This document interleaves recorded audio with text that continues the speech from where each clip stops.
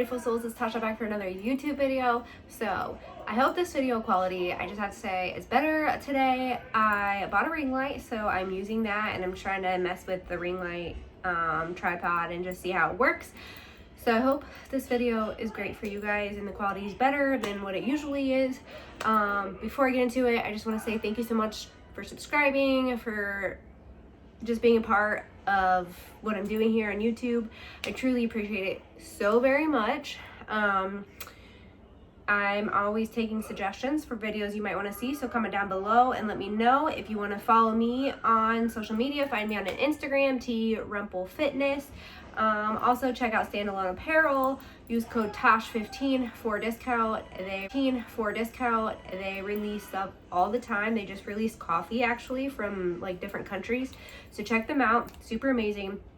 Today's video is going to be how I keep my hair red.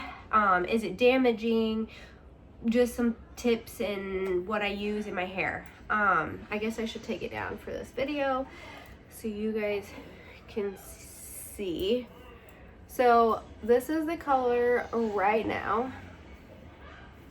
It is like a burgundy-ish, maroonish color.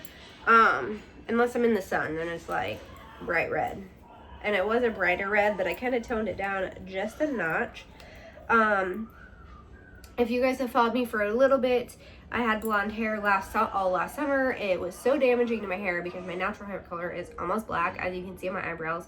So I have naturally almost black hair. So blonde hair was so damaging and my hair just couldn't do it anymore. I loved it, but I couldn't do it. And red's always been my color. Like, red's my favorite color. I love my hair. Like, I love myself with red hair. Obviously, I need a tan right now. I'm super pale and pasty.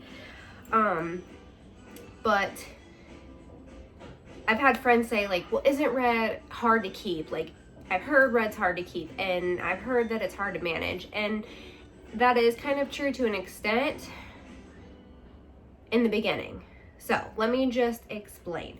So when you are transitioning to red from, if you've like colored your hair over and over and over, your hair is going to be more coarse. So is it coarse or pores? Coarse, right? So if you have naturally dark hair and you were coloring your hair light, your hair is going to be extremely dry. If you've been coloring your hair already anyways with like permanent hair colors, your hair is already going to be dry to an extent. But if you're bleaching it, it's going to be even drier. So therefore, you're going to need to fill your hair. I'm not going to get into that because I didn't fill my hair. And I've not ever had any issues with that, but I have saw videos of people that did not fill their hair and it was a big old mishap. Because if you're going from blonde to red, you need to fill in that orangey middle tone. But yeah, so red hair does fade rather quickly until you build that color up on your hair. Now I can go quite a while without having to color it, and I never use permanent color on my hair ever for red, because there's so many stains and stuff like that that you can use that's not going to be damaging to your hair. So the first thing, how do I do my roots when my roots grow out? Because obviously red's not gonna fully cover like my black roots. So I did a lot of research and stuff. I was red like 2 years ago, but if you can hear the TV, it's down the stairs. Ryder's watching TV. But I was red like 2 years ago, and I didn't really ever do my roots because I had really long hair, and so I just kind of let my roots grow in, and then I would just cover the bottom with the stain. So I had to do some experimenting because I don't want to let my roots grow. I want my whole head red, at least for now. Maybe eventually when my hair grows out some, I will let the roots grow out, but as of right now, I don't want to. So I did not want to keep using bleach. That was the whole reason why I stopped. Like, I didn't want to be a blonde anymore because I kept having to do my roots, and then if I overlaid on other hair, then my hair would snap off, or it was just very unhealthy. So I did not want to have to put bleach in it anymore. So I came across this. This stuff does have a little bit of bleach in it, but it's not like straight bleach. And I can tell you that because I'm really bad with not using gloves. I know, smack me on the hand. but I never used gloves when I bleached my hair, and my hands hurt so bad. But when I use this stuff, they, I guess, do get a little tingly, but nothing even comparable to straight bleach. So you mix this with 30 developer. If your hair is not black and it's already light, you won't need to use this stuff to get your roots red. But this stuff will take your hair to red. Like my roots right now are red, and it's from this stuff. So what I usually do when I need to do my roots, and I do my roots usually like every 6 weeks or so, this is L'Oreal Technique Excellence High Color Highlights, Red Highlights for dark hair only, and this is in the color red. And I'm going to link everything down below that you can find, but you can find it at Sally's, and you can get it off Amazon. I got this at Sally's, but I'm pretty like I found it on Amazon as well. So this stuff's really inexpensive. It's like $5 or $6. The tube, this one's almost gone, but the tubes are big enough that I got like 2 uses out of this, 2.5 uses out of this for my roots. But I legitimately only put it on my roots. Mix it with 30 developer, let it set for like 30 minutes or so, and then rinse it out. And it's the desired color that I need to be. It's a bright red hair color. Now, if you're going for the more maroon look, you can also use this stuff, because as you can see, my hair is like more of a maroon. I do this on the roots, let this sit, wash it out. So when I rinse it out in cold water, shampoo it, only shampoo it. I do not put conditioner in it yet. And then I let it dry. And then I use these 2 things, Manic Panic and Vampire Red. This looks burgundy-ish maroon, but it's not. It's actually a really, really bright red. And I mix it with Ritual from Arctic Fox. Arctic Fox smells amazing. Like, it makes your hair smell so freaking bomb. And again, I'm gonna link both these. You can get them from Sally's. You can get this one directly from Arctic Fox website, Amazon. I've even bought on this one. I used to buy this one off eBay all the time. You just have to check reviews and stuff like that. Again, very inexpensive for hair products. This bottle is the 4-ounce bottle, but you can get an 8-ounce bottle. The 4-ounce bottle is like $12. And it usually lasts me. And I've been using more of this than this. I just mix a little bit of this with this to get the maroon look. But I was just using this one, and it made my hair super bright red, which I love, but I just wanted to change for a little bit. But this one usually lasts me like 2, maybe 3 times. And I usually, so if you do your roots and you're wanting burgundy color, well, I guess it doesn't matter even if you want the bright red. Do this first, rinse that out, let your hair dry, and then put this on all of your hair. And then I usually let this sit for like 40 minutes. I put a plastic cap over my head, let it sit for like 40 minutes, and then rinse it out in cold water, and then condition your hair. So that is how I get the color I get. My hair is actually growing back from where it broke off up front, and it's super healthy now. It feels super soft. It's no longer dry. It's just, my hair feels so much better. So I don't have a big issue with it fading super fast. The first few times after I colored my hair from it being blonde, and obviously over processed, bleached, it did fade rather quickly. So I had to do it. I colored it, and then like 2 weeks later I had to do it again, and then 2 weeks later I had to do it again. Then it started like grabbing and holding on. Now at last I can probably go, this last time I went like 5 weeks without doing it, and it wasn't bad, but the bottom was pretty faded. So I just did it. I just usually do it like every 5 weeks or so. So my tips for keeping the red in longer. Well, for one, get your hair healthy. If it's healthier, it's going to hold on to the color better. If your hair is obviously super dry and coarse, then it's not going to hold on to the fun colors as long. I only wash my hair once a week, usually on Sundays. I will wash it. This is like, and if you say, ooh, that's nasty, train your hair to do that. I used to wash my hair every day, and then now I wash it once a week. sometimes twice. It just depends on what I do. Like in the summer, I'll probably wash it more than, like, probably wash it twice. But usually, typically, I only wash it once. This is today's Thursday, so day 4 of hair. And it's still good. And when it starts to get greasy or oily at the roots, I brush it down throughout my hair, because those natural oils are so amazing for your hair, and it's helped my hair become healthy tremendously. Natural oils are where it's at. So I would just brush it down, and then you can use dry shampoo, or you can just put it up. When it gets towards those 30 days that your hair's starting to need a wash.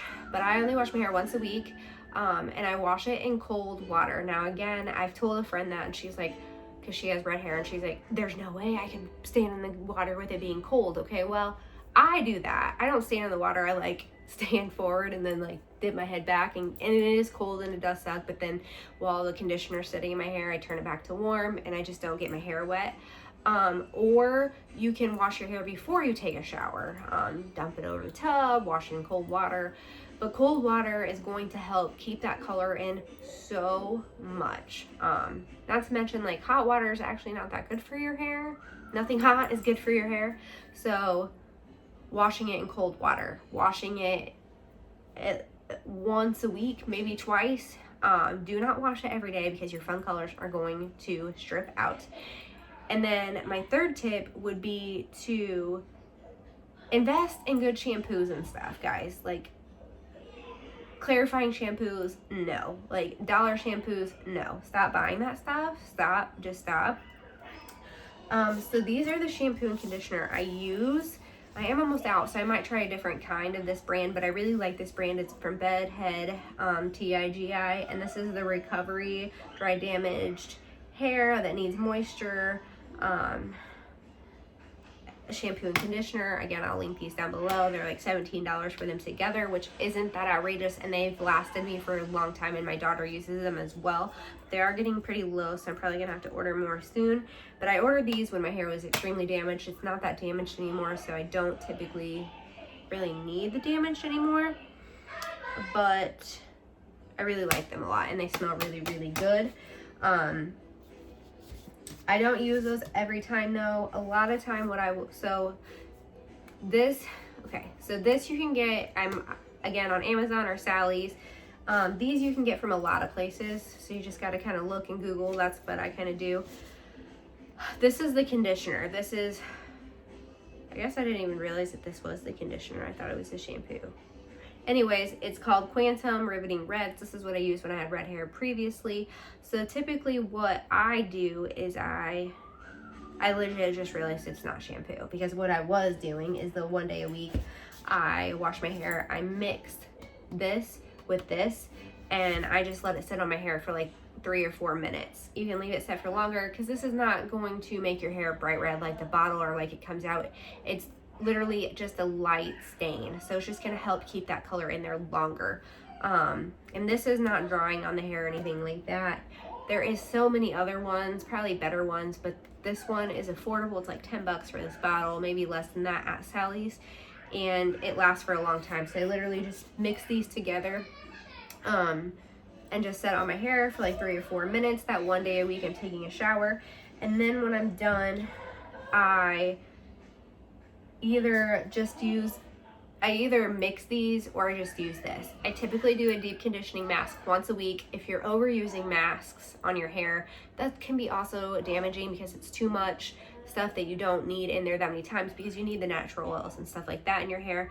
But this is the Mark Anthony True Professional Strengthening Grow Long Repairing Anti-Breakage Mask with caffeine and ginseng in it.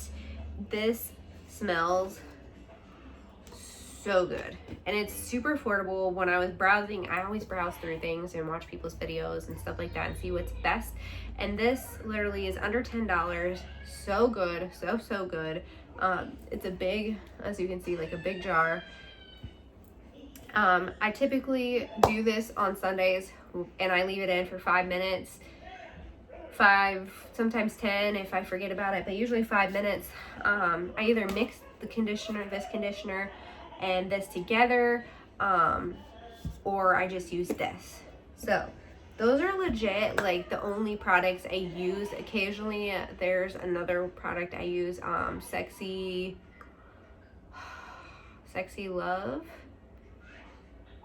It's from, I think, Big and Sexy, and it's called Love. It's an oil. When I was blonde, somebody recommended it to me, but I still like typically use it if I just got out of the shower, let my hair dry. I use a microfiber hair towel, and I will, once my hair's almost dry, I will let it out of the towel. I will rub it on my hands and then just squeeze it in the bottoms of my hair. Another thing is, does the red rub off on stuff? If my hair is wet, yes, it will rub off on my towels. It typically usually washes out of my towels, but I just usually use my microfiber towel, so that way if it gets on it and it doesn't come off, then it's just on that. I won't like lay in my bed or wear white. Does it rub off my clothes? Not usually, unless I'm like sweating from working out or my hair is wet or gets wet. Then yeah, the first like 2 weeks after I color it, it's the bottles on the hair on these say to like rinse your hair until the water's clear. I feel like if you did that, the color would be out of your hair, because the water's never clear for me. Like even a month after I colored my hair, it still doesn't rinse out clear. So if my hair is wet, then it does rub off on stuff. I never wear white anyway, so it's not a big deal, and it does typically wash out of stuff. I don't know if it would wash out of white, but I've gotten it on like jackets and stuff, and it washes out, but it's not like terrible. It's not like my hair rubs on something like the wall and it's just gonna be colored. Like, it's not like that. It doesn't just wash off like that. So, yeah. But if it's wet, it is gonna wash off on stuff. It is. So, just FYI. Yeah.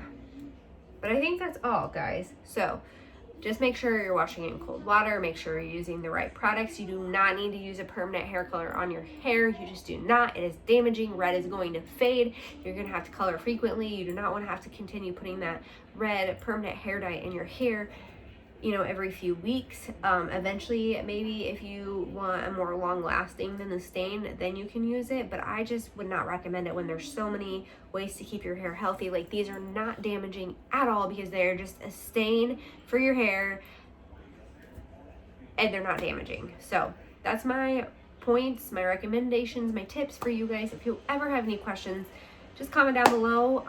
I've been red for a little while now. I was red for like 2 years ago, 3 years ago, a while ago, but I was red for like a year and a half, 2 years at that point.